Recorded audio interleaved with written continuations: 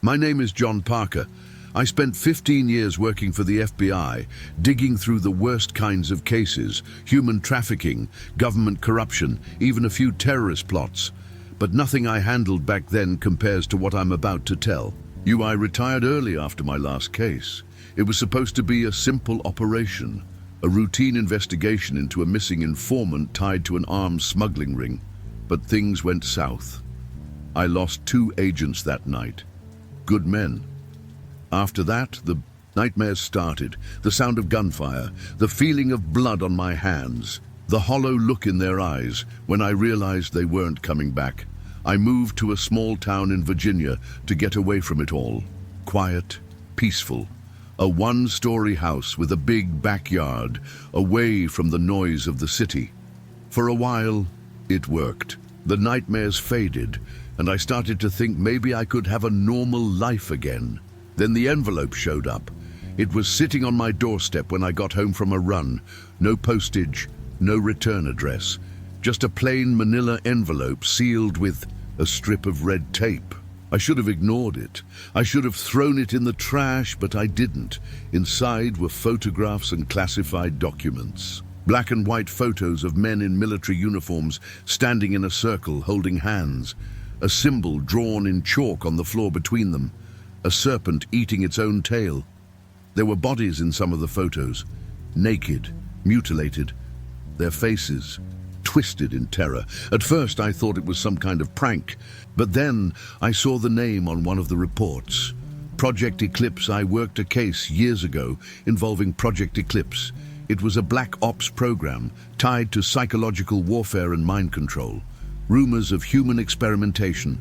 Officially, the program was shut down in the 70s, but I always had my doubts. I called a friend, David Callahan, a former intelligence officer who handled some Eclipse-related cases. He answered on the second ring. "John," his voice sounded tight, "what the hell are you doing calling me?" "I think Eclipse is still active." There was silence on the other end. "I need to see you," I said. I can't," he whispered. "John, listen to me carefully. Burn whatever you found. Forget you ever saw it." "David, what the hell is going on?" "You don't understand," he said. "They're still watching." And then the line went dead. That night, I couldn't sleep. I stayed up drinking whiskey, staring at the photos laid out on my kitchen table. Around 2 a.m. I heard something, a sound coming from the backyard.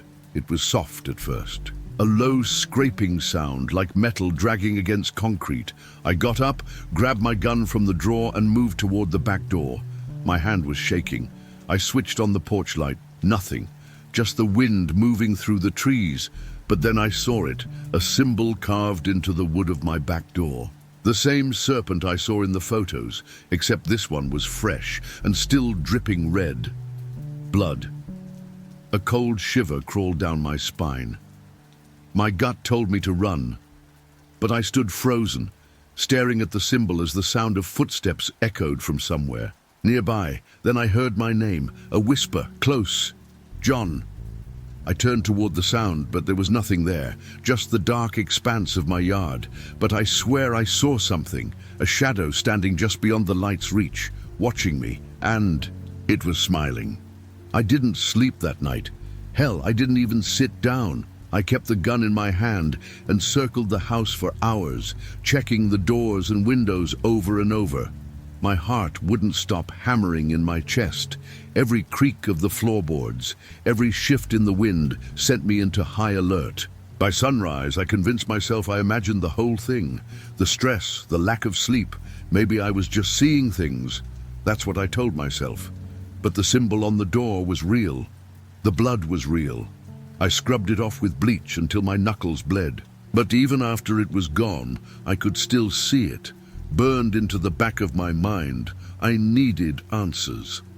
I spent the next day going through the documents again, searching for patterns, names, anything that would explain what the hell I was looking at.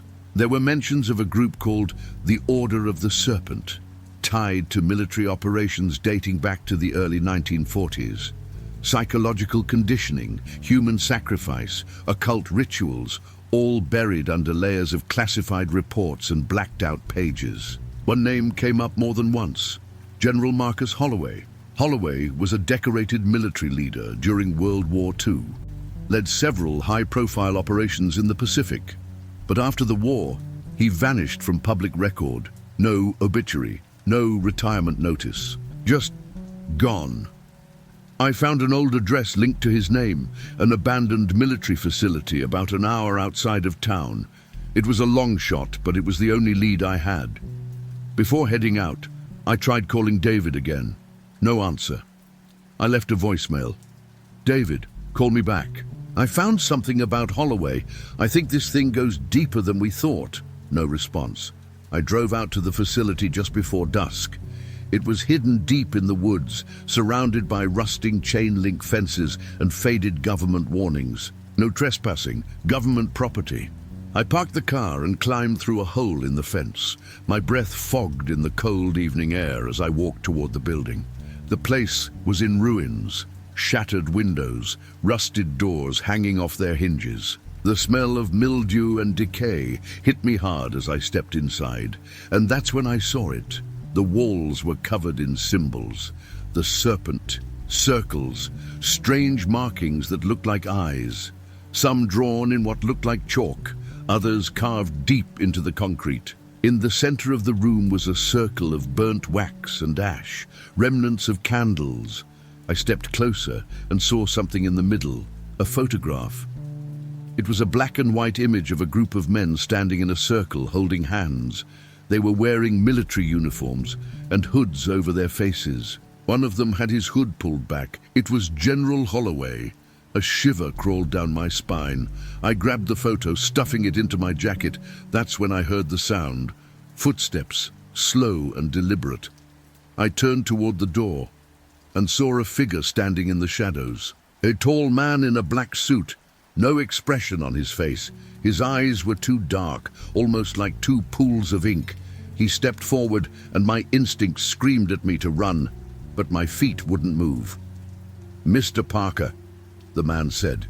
His voice was calm, too calm. "You've seen too much." My hand went for the gun, but the man was already moving. He reached into his jacket and I saw the flash of metal. I fired first. The bullet hit him square in the chest, but he didn't fall. He stumbled back, a dark stain spreading across his suit. But he just stood there, looking at me with those dead eyes. "That won't help you," he said. He took another step toward me. I backed away, heart pounding, my gun shaking in my hands. And then the lights went out. I heard him whisper through the darkness, "You've been marked, John." The sound of footsteps faded, but I could still feel him there, watching me. I ran. I stumbled through the woods, heart racing, lungs burning. I didn't stop until I reached my car. I locked the doors and drove like hell until I was back home. My phone buzzed as soon as I walked through the door. An unknown number. I hesitated before answering. "Hello?" "You need to stop," the voice said. It was distorted, mechanical. "Or they'll come for you next." The line went dead. I sat there in the dark, trying to calm my breathing.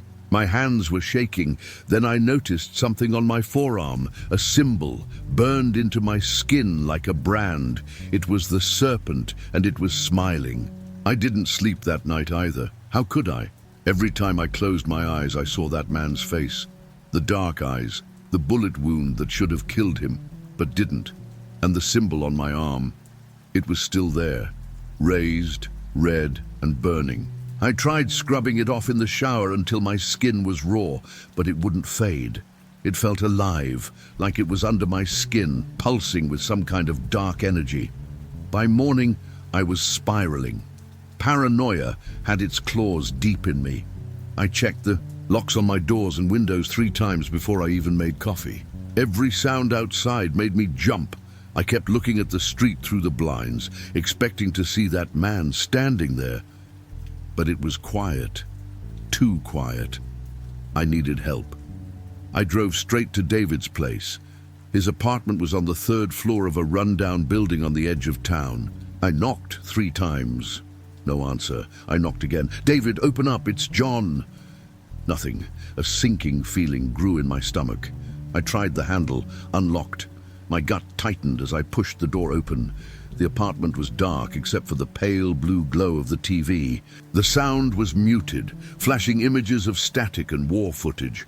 Papers were scattered across the coffee table. His laptop was open, the screen showing a file I recognized from the documents. The Order of the Serpent. David. I stepped inside, and that's when I smelled it. Copper blood. I moved toward the bedroom. The door was ajar. My breath hitched when I pushed it open. David was sitting on the edge of the bed. His head was down. His hands were resting on his knees. His shirt was soaked in blood. A deep gash ran from his throat to his chest. I stumbled back, bile rising in my throat. My shaking hand reached for my phone, but then I saw something on the wall behind him. A message, written in blood. He knew too much. Jesus Christ, I whispered. I backed out of the room, heart pounding. That's when I heard the floor creak. Someone else was in the apartment. I spun around, gun raised. A figure stood in the hallway. The same man from the facility. Black suit, dark eyes, no emotion. "You did this," I said through gritted teeth. "No," he replied. His voice was cold, hollow. "You did." I squeezed the trigger. 3 shots to the chest. He didn't flinch. He stepped forward, blood leaking from the holes in his suit. "What are you?" I whispered. The man smiled faintly. "Just a servant." I backed toward the door, but he raised his hand. My body froze. I couldn't move. It felt like my limbs were being held down by invisible chains. "You've been chosen, John." My throat tightened as the air seemed to thin. My vision started to blur. "You've seen the truth," the man continued, his voice growing distorted, "and now you will serve." Suddenly, my body collapsed to the floor. I gasped for air, my limbs shaking as the pressure lifted. When I looked up, the man was gone. But the message on the wall, it had changed. "Now you know." I staggered out of the apartment and into the cold night air, barely able to breathe. My hands were trembling so badly that I couldn't even unlock my car for a full minute. I drove, without thinking, turning down side streets and back roads until I reached a parking lot overlooking the city. I sat there for a long time, head against the steering wheel, trying to steady my breathing. David was dead, and whoever this cult was, whatever they were, they knew about me. I was marked now, and there was no going back. I pulled the photograph from my jacket pocket, the one I took from the facility. I studied Holloway's face, his cold expression, the hooded figures standing behind him. There was a symbol on the floor in the photograph, the same one on my arm. I turned the photo over. There was writing on the back. The serpent's mouth, 37-14, 6. 6N115-48 40.6W, coordinates. A location. I took a shaky breath. If I wanted answers, that's where I had to go, but deep down I already knew I wasn't going to like what I found. I drove through the night, following the coordinates burned into the back of that photograph. My hands were gripping the wheel so tightly that my knuckles had turned white. The GPS signal flickered in and out as I got closer to the destination, but I didn't need it anymore. I knew I was getting close. I could feel it. The road turned into a dirt trail leading into the desert. The headlights illuminated jagged rocks and patches of dry, cracked earth.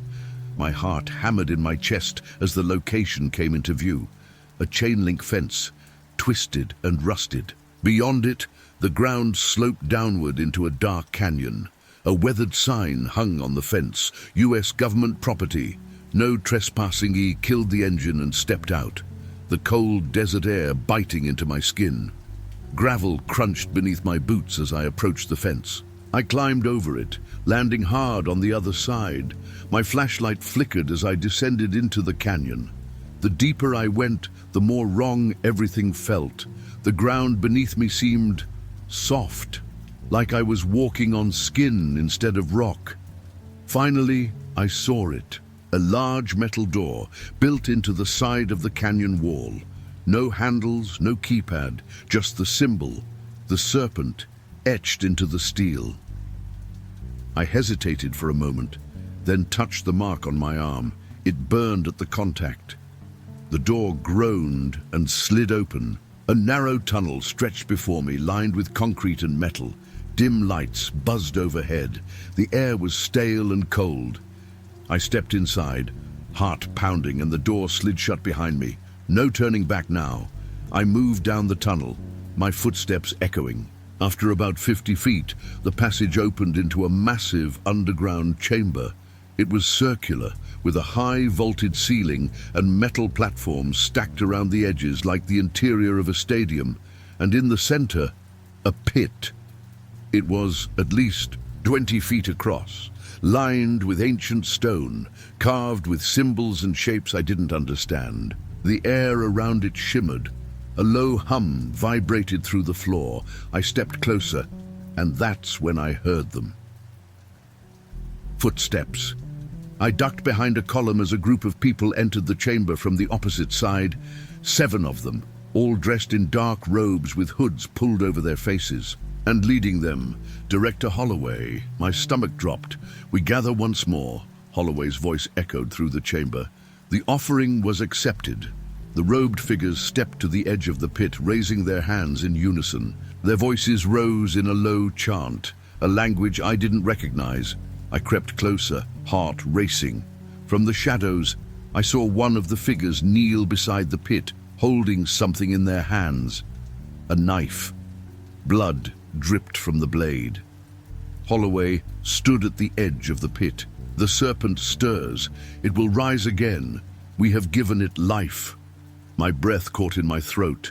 The humming grew louder. The ground beneath my feet began to vibrate, and then I saw it. Something moved in the pit. A black, slick shape slithered along the stone, barely visible beneath the surface. Alive, breathing. The figure holding the knife stepped toward Holloway, and without hesitation, Holloway took the blade and drove it into the figure's chest. The figure didn't scream, didn't fight, just collapsed, blood pouring down into the pit. The hum grew louder, deafening now. The shape beneath the surface writhed. The chamber seemed to pulse, as if the walls themselves were alive. Holloway turned toward the others. "The serpent is pleased." The figures pulled back their hoods, and I nearly screamed. They were dead. Their faces were rotted, skin gray and stretched over bone, eyes black and hollow, yet they were standing, breathing. One of them turned, and I saw his face. David. His lifeless eyes locked onto me. A grotesque smile pulled at his lips. I stumbled backward, knocking over a metal grate. The sound echoed through the chamber. Holloway's head snapped toward me. "Bring him," he said calmly. The robed figures turned toward me, their dead eyes glinting in the low light. I ran. I sprinted. Back down the tunnel, the sound of footsteps growing louder behind me. I could hear them breathing, ragged, guttural breaths. I reached the metal door and slammed my hand against it. It didn't budge. "Come on!" I screamed. The mark on my arm burned so intensely that I fell to my knees, my vision blurred. I could feel them closing in. And then the door opened. I stumbled into the desert air, rolling down the rocky slope. Behind me, the door slammed shut. I crawled to my feet and ran to the car. My hands were shaking so badly, I almost dropped the keys. The engine roared to life and I floored it, gravel spitting out beneath the tires as I sped down the trail. My hands were sweating. My breath came in gasps. In the rearview mirror, I saw them, standing at the edge of the canyon. Holloway. David. The robed figures, watching me, smiling, and beneath the ground, I could feel it still moving.